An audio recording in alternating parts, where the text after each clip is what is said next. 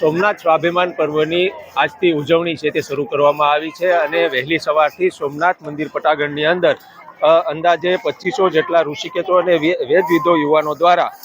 સતત 72 કલાક સુધી એટલે કે 3 દિવસ સુધી ઓમકાર નામના જાપ છે તે આજથી વહેલી સવારે શરૂ કરવામાં આવ્યા છે। તો અલગ અલગ મહિલાઓની ટીમો દ્વારા પણ સોમનાથ મંદિરની બહાર ના ભાગે કહી શકાય કે ભજન અને કીર્તન કરવામાં આવી રહ્યા છે। ઓમ નમઃ શિવાય, ઓમ નમઃ શિવાય, હર હર મહાદેવના નાદથી સોમનાથ પરિસર છે તે હાલ ગુંજી ઉઠ્યું છે। કહી શકાય કે આગામી 10 અને 11 તારીખે જ્યારે વડાપ્રધાન નરેન્દ્ર મોદી સોમનાથ આવવાના છે અને તેમના ભાગરૂપે એટલે કે કહી શકાય કે આજે વહેલી સવારે અશ્વો દ્વારા 108 અશ્વો દ્વારા રિહર્સલ પણ કરવામાં આવ્યું હતું ને આ રિહર્સલ એટલા માટે કરવામાં આવ્યું હતું કારણ કે જ્યારે વડાપ્રધાન નરેન્દ્ર મોદી છે તે આગામી 11 તારીખે વહેલી સવારે એટલે કે 11 વાગ્યાની આસપાસ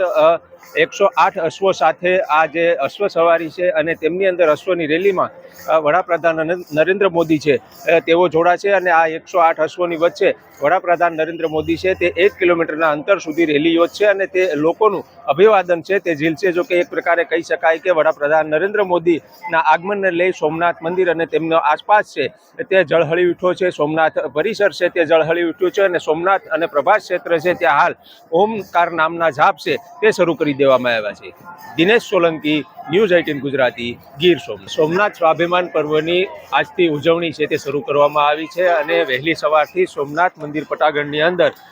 અંદાજે 2500 જેટલા ઋષિકેતો અને વેદવિદો યુવાનો દ્વારા સતત 72 કલાક સુધી એટલે કે 3 દિવસ સુધી ઓમકાર નામના જાપ છે તે આજથી વહેલી સવારે શરૂ કરવામાં આવ્યા છે। તો